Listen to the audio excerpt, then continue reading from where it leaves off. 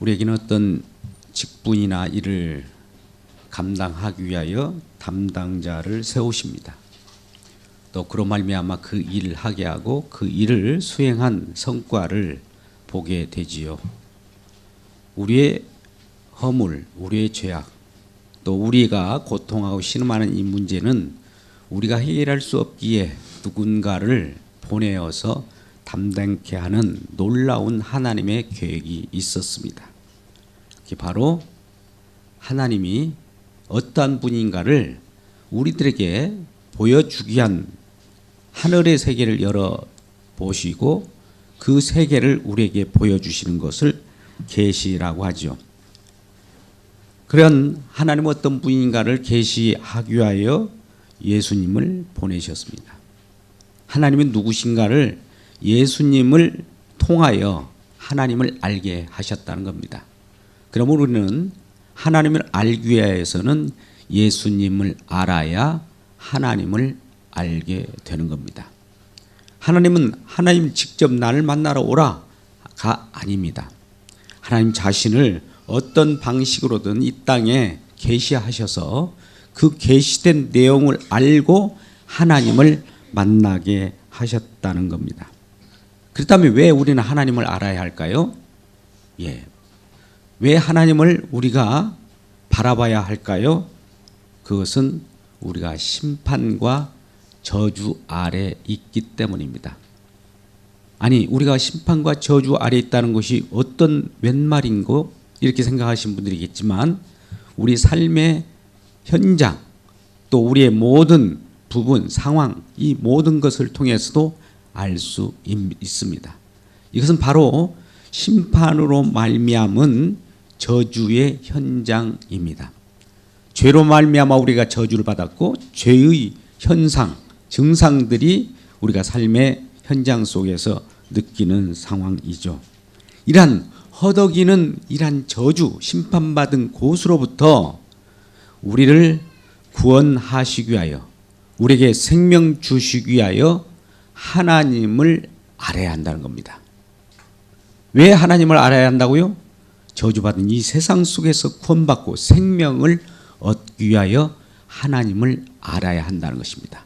그런데 하나님은 우리가 직접 하나님이 자신을 보여주는 것이 아니라 자신을 계시하는 방법이 예수 그리스도를 우리에게 보내심으로 하나님의 형상, 하나님의 자신을 드러낸 것, 하나님의 계시가 하나님을 아는 것이라고 하는 겁니다.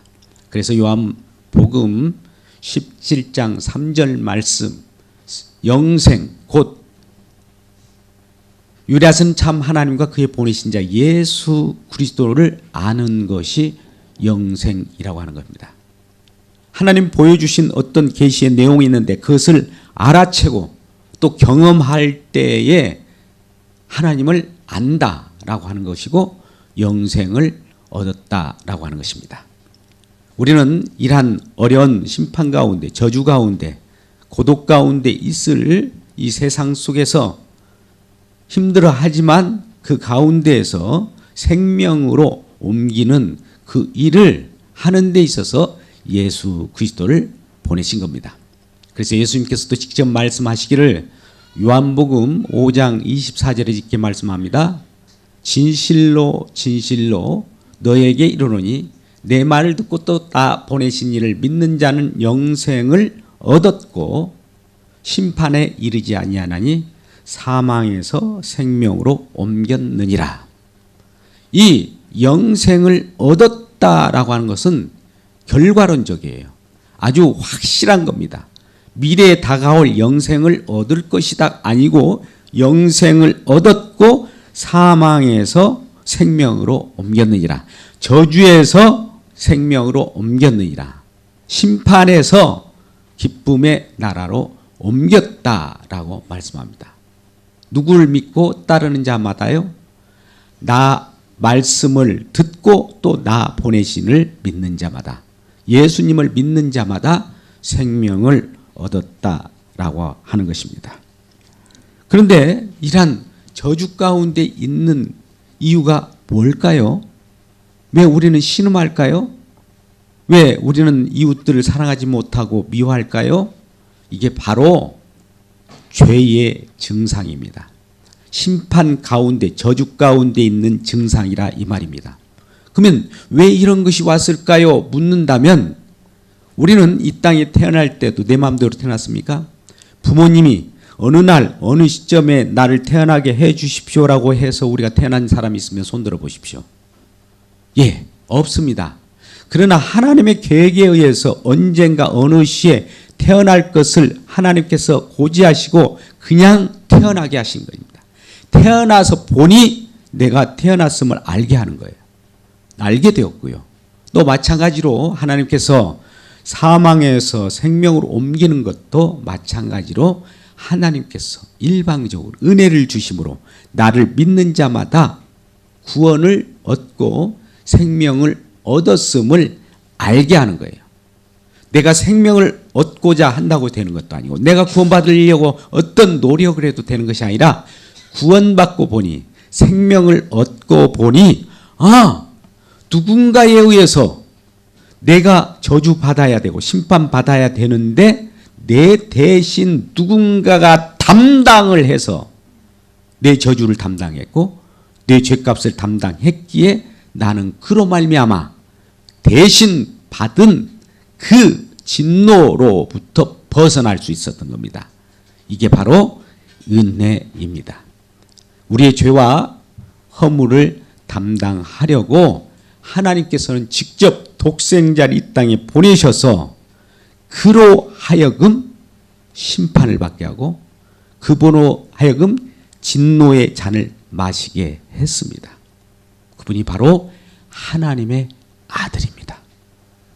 하나님께서는 우리를 구원하시고 저와 여러분을 사랑하시기 위하여 독생하신 아들을 이 땅에 보내서 자기 아들로 하여금 저주를 받게 하고 자기 아들로 하여금 심판을 받게 하고 우리의 허물과 죄를 담당케 함으로 우리가 나음을 입게 만드는 놀라운 계획을 가지고 계셨던 것입니다.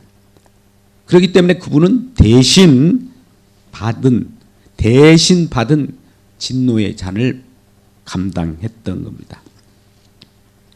우리도 여러 우리 왕조실록을 본다든지 드라마를 보더라도 왕에 충성된 신하들이 있습니다. 그런데 누구를 대신해서 사약을 마시는 경우도 있죠. 진노의 잔을 마심으로 해서 백성들을 위하는 그런 모습을 보지 않습니까? 마찬가지입니다. 그러한 일을 하기 위하여 이 땅에 대신 오는 종, 하나님이 대신 보내서 우리를 대신하여 진노를 받게 하는 그분이 이사야 52장, 53장에 계속 펼쳐져 있습니다. 그래서 이사야 52장, 이사야 53장은 대신 고난받은 주의 종에 대한 이야기가 나옵니다.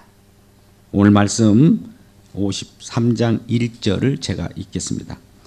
우리가 전한 것을 누가 믿었느냐? 여호와의 팔이 누구에게 나타났느냐? 이 부분은요, 우리가 전한 하나님, 우리가 전한 메시아, 우리가 전한 그리스도를 전했는데 누가 믿었겠느냐 이 말이죠. 아무도 안 믿었다는 거예요. 그 시대나 지금이나 우리 주님을 믿기가 쉽지 않습니다. 아무리 설득하고 아무리 지혜롭게 변증을 해도 믿을 사람이 없더라 이 말입니다. 여호와 팔이 누구에게 나타나냐? 여호와의 팔이라는 여호와의 능력입니다만 여호와의 팔이 우리 눈에 보이도록 정말 확실하게 눈에 보이면 그 증거를 잡고 우리는 하나님을 믿겠다. 그 능력을 바라보고 이제 우리 주님을 받아들이겠다라고 하는 사람들이 많이 있죠. 그러나 여러분, 믿음은 바라는 것들의 실상이요 보지 못하는 것의 증거라고 했어요. 믿는 것은 우리가 확인하는 순간에 믿음이라는 것은 사라집니다. 우리 자꾸 하나님을 보여주십시오. 내가 하나님을 보면 믿겠다고 하는 그런 분들이 많습니다. 그 순간 그것은 안 믿겠다라고 하는 것은 반증입니다. 왜? 우리는 바라는 것들이 실상, 보지 못하는 것을 증거인데 보지 않는 것을 믿는 것을 믿음이라고 하는데 꼭 믿음을 확인해 보겠다라고 하는 순간 그 속에는 확인한다고 하는 것은 의심이 들어있는 거예요. 의심과 믿음은 반대입니다. 그러므로 하나님 보여주면 믿겠다고 하는 도마와 같은 신앙들을 갖는 분들이 많이 있습니다만, 하나님은 자기 자신을 보여주는 방법, 계시하는 방법은 예수 그리스도를 통하여서만 계시하겠다고 했고, 예수 그리스도를 통하여 말씀하신 그 말씀으로서 나타내시겠다고 하셨기 때문에 직접 실존적으로 우리에게 나는 하나님이야 라고 나타났다고 해서 그분을 바라볼 때, 아, 나는 당신을 봤기 때문에 이제 믿겠습니다, 이것은 성립되지 않는다는 말씀입니다. 근데 그분이 우리에게 확실하게 능력 있게 영웅처럼 나타나면, 능력 있는 그분처럼 나타나면 그래도 한번 믿어볼 만하다 이렇게 생각할 수가 있는데, 이분은 우리에게 나타났고 우리에게 하나님 보내셨는데 어떻게 나타났느냐, 어떻게 계시되었느냐를 봤더니 이와 같이 계시되었기 때문에 사람들이 알아보지 못하고 믿지 않았다는 거예요. 어떻게 계시됐는가를 2절에 나타납니다. 그는 주 앞에 자라나기를 연한 순 같고, 연한 순, 아주 연약한 모습으로 나타났습니다. 마른 땅에서 나온 뿌리 같았다. 마른 땅, 황량한 벌판 속에 뿌리, 꿋꿋하고 볼품없고 줄기처럼 솟아나는 그 모습으로 우리에게 나타났다는 것이죠. 그래서 고운 모양도 없고 흠모할 만한 아름다움도 없던 거예요. 우리가 볼 때 흠모할 만한 아름다움, 오늘날 지성인들 또 뭐는 우리가 아름다운 미를 추구하지 않습니까? 시대가 그러니까요. 그렇게 나타났다면 와, 대단한 그러한 하나님이네 이렇게 하면서 믿을 수 있는 소지가 있을 수 있을 것 같아요. 그러나 그는 고운 모양도 없답니다. 아름다움 또 흠모할 만한 우리 욕구에 딱 맞아 들어가는 그러한 내용이 없이 마른 땅에서 줄기와 뿌리처럼 꿋꿋한 모습, 그리고 어떻게 보면 발로 밟으면 그냥 짓밟히는 연한 순으로 나타났으니 누가 이 하나님을, 이렇게 나타난 하나님을 믿을 수 있겠느냐, 이렇게 지금 반문하는 겁니다. 여러분, 이렇게 나타난 하나님을 믿을 수 있습니까? 그런데요, 하나님은요 숨어서 나타납니다. 근데 누구에게 숨을까요? 지혜 있다라고 하는 자에게는 숨는 모습으로 나타납니다. 그런데 어리석은 우리와 같이 낮은 자, 심령이 가난한 자들에게는 그분이 뚜렷하게 보이는 모습으로 오게 되는 것입니다. 이러한 놀라운 하나님의 비밀의 역사를 우리가 맞이하시기를 바랍니다. 그래서 이러한 연한 순과 같이 나타난 마른 땅의 뿌리와 같이 나타났고 고운 모양도 없이 우리의 보기에도 흠모할 만한 것이 없는 모습으로 나타났다는 것이죠. 아무도 그래서 안 믿었다는 것이죠. 그 시대나 지금이나 마찬가지입니다. 이 이사야 선지자가 이 말씀을 기록할 때는 예수님께서 오시기 약 700여 년 전에 이와 같이 예언한 거예요. 하나님 말씀은 어떤 선지자를 통해서 미리 예언합니다. 예언서라고 하죠. 그리고 예언한 대로 일정 시점이 되면 그대로 예언한 내용대로 오셔요. 예언이 성취돼요. 약속한 대로 또 이루어집니다. 하나님 말씀은요 예언의 말씀입니다. 그런데 그 예언의 말씀은 꼭 이루어지게 돼 있어요. 또 약속의 말씀입니다. 약속의 말씀대로 또 성취하게 돼 있습니다. 그렇기 때문에 하나님은 말씀하신 바, 하나님이 내뱉은 말씀은 허위로 돌아오지 않습니다. 꼭 이루게 되어 있어요. 마태복음 5장 17절 말씀, 하나님의 말씀은 1.1핵도 땅에 떨어지지 않고 다 이루게 돼요. 다 그 이루심 속에 우리가 들어가 있는 겁니다. 우리의 죄악도, 우리의 허물도, 우리 주님께서 다 대속해서 죄값을 지불해서 다 이루어요. 우리가 할 수 없었던, 우리가 연약하여 할 수 없고 나약하여 할 수 없는 그 일을 다 성취하십니다. 하나님 말씀도 우리에게 내신 그분이 또 다 이루셔요. 그리고 이루신 모습을 우리들로 하여금 보게 하는 겁니다. 그래서 이루시는 그분을 그리스도라고 하고 그리스도께서 이루신 그것을 우리가 목도하고 또 그 모습을 보기 때문에 우리를 그리스도인, 그리스도 증인이라고 하는 것입니다. 우리는 언제나 우리 주님이 하신 일을 목도하고 그분이 하신 일을 증인으로 서기를 주의 이름으로 축복합니다. 그런데 이러한 하나님이 우리에게 계시된 내용들이 이와 같이 연한 순 같고 마른 어떤 땅에 뿌리처럼 올라온 이런 모습으로 왔을 때 아무도 알아보지 못하고 이들을 멸시했다는 겁니다. 여러분, 우리는 하나님이 하나님답게 나타나고 전능한 하나님이시니까 뭔가 권력이 있는 것처럼 나타나고 능력이처럼 나타났을 때는 그를 인정합니다. 그런데 이와 같이 연한 순 같고 마른 땅에 줄기같이 올라오는 이런 모습으로 오는 하나님을 우리는 맞아지지 않고 오히려 짓밟아버리고 멸시하고 배척하는 것이 우리라는 겁니다. 우리는 불식간에 연약한 자들이 하나님의 모습으로 나타날 때가 있어요. 업신여기지 말기를 주의 이름으로 축복합니다. 우리는 꼭 우리 인간의 힘의 권력 또 우리의 있고 없음에 따라 사람을 평가하는데요. 하나님은 그곳에 있지 않습니다. 오히려 정말 약하기 그지없고 볼품없고 아름다움 흠모할 만 없는 것 모습으로 나타나기 때문입니다. 숨어 나타나신 하나님이십니다. 그래서 주변에 우리가 별 볼 일 없다고 생각하는 것을 별 볼 일 있게 보시는 시안이 있기를 바랍니다. 그래서 우리 모두는 사실 우리의 욕심이 있기 때문에 그래요. 우리 속에는 죄악이기 때문에 능수능란하고 뭔가 있는 것처럼 보이면 그를 하나님으로 여기지만 그러지 않는 하나님은 인정할 수 없다고 생각하는 것이죠. 이스라엘 백성들도 마찬가지입니다. 그들이 기대하는 구세주, 그들이 기대하는 하나님은 정말 영웅적인 하나님을 원했어요. 영웅이 오기를 원했어요.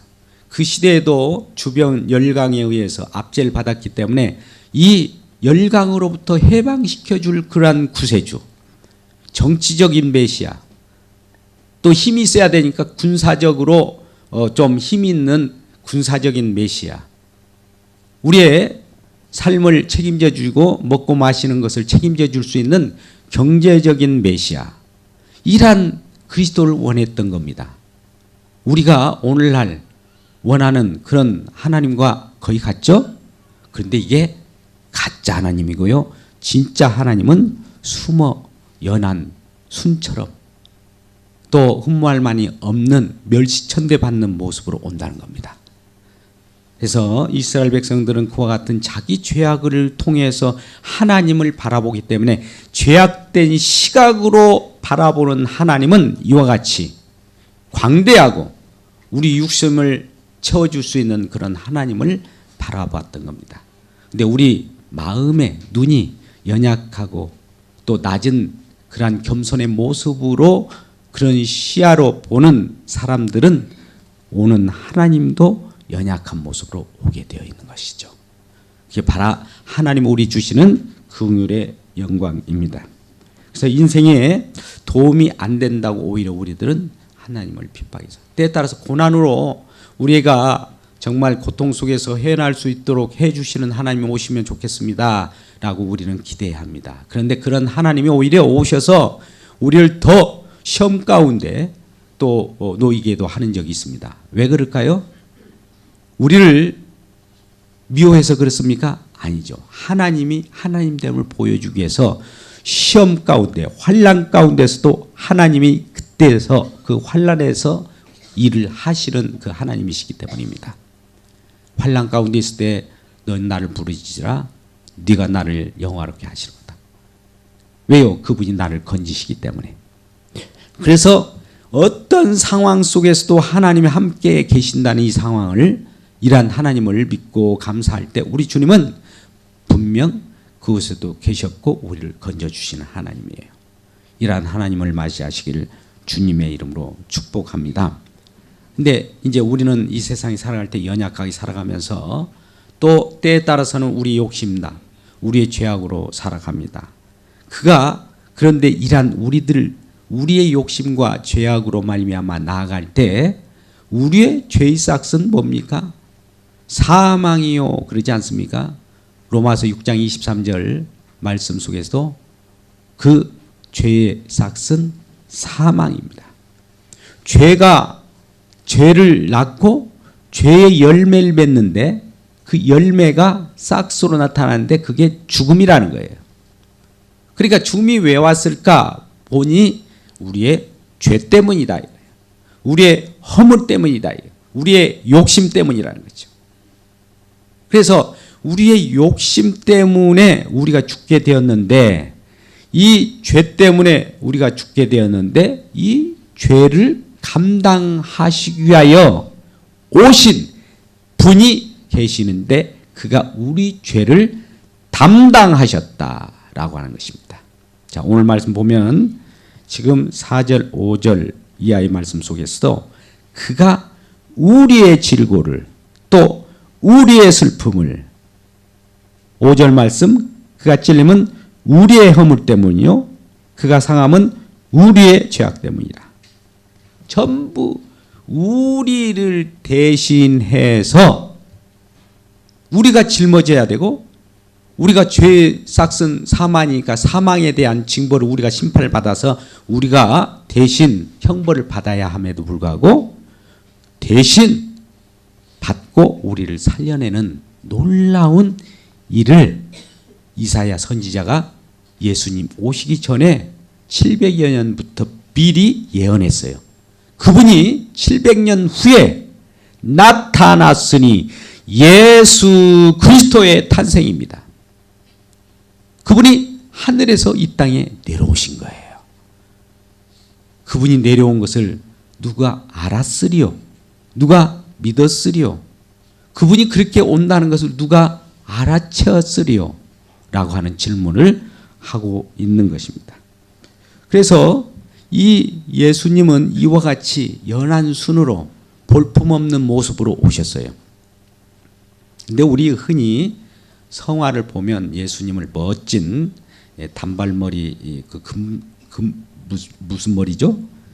금발머리로 이렇게 오고 좀 옆모습도 눈도 크고 아주 흠모할 만한 모습으로 우리가 초상화를 그리지 않습니까? 근데 사실 그 모습은 예수님 모습이 아니에요. 오늘 성경이 말씀하신 모습은 볼품 없어요. 흠모할 만한 것도 없어요. 아름다움도 없습니다. 그러면 우리가 왜 예수님의 모습을 그렇게 그렸을까요? 우리의 욕심으로 그린 그림입니다. 우리가 바라보면 이와 같이 되어야만 하나님이라고 생각하기 때문에 그렇게 그리는 거예요. 그건 예수님의 모습이 아니옵시다. 예수님은요, 볼품 없어요. 그렇기 때문에 천대받았습니다. 우리에게 멸시받았습니다. 사람들에게 조롱받았어요. 내침을 당했습니다. 침뱉음을 당했어요.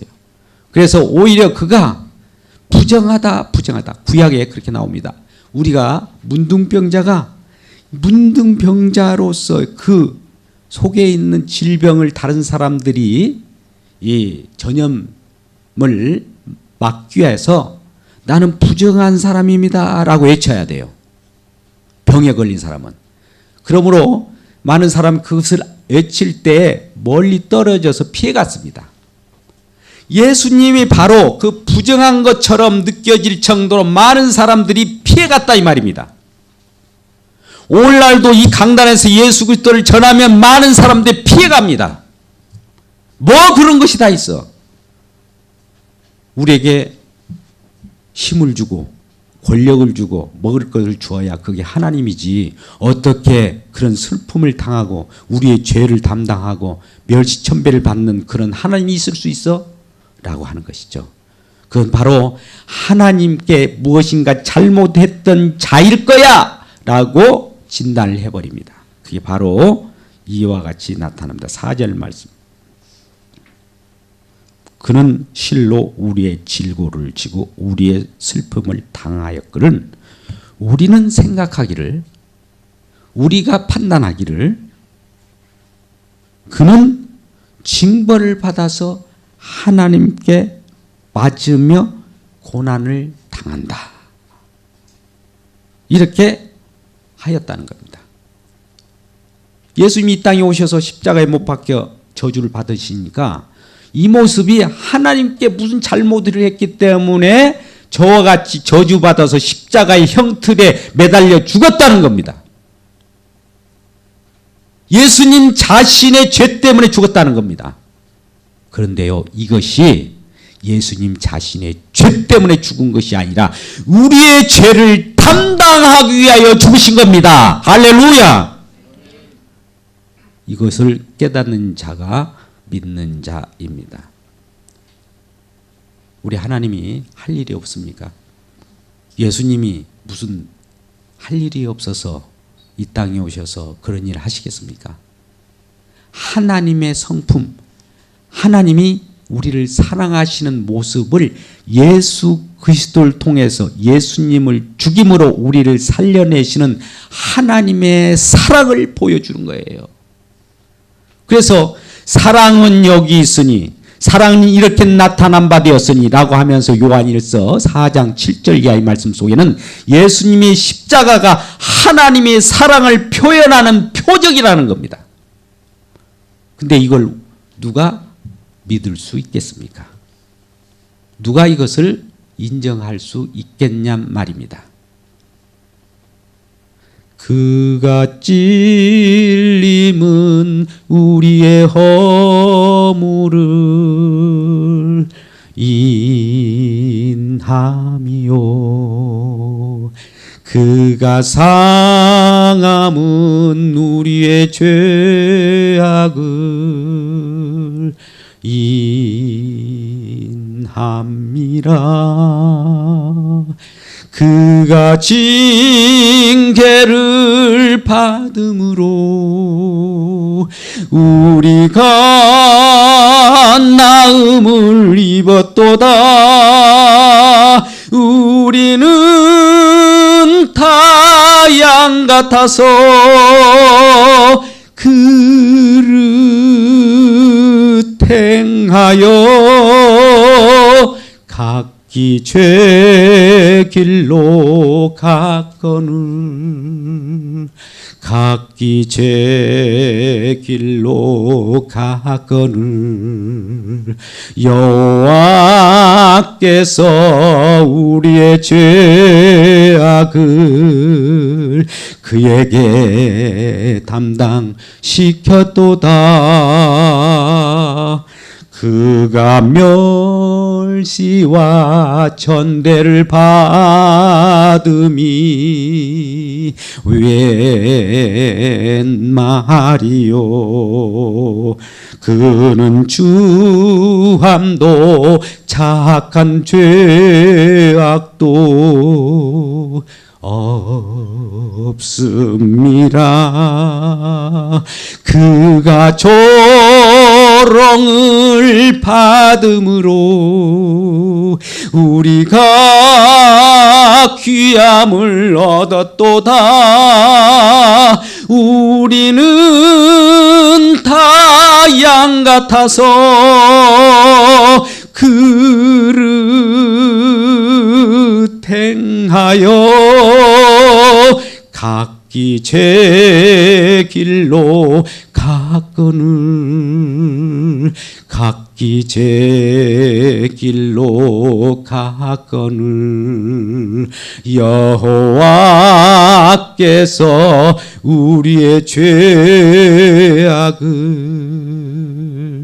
그에게 담당시켰도다.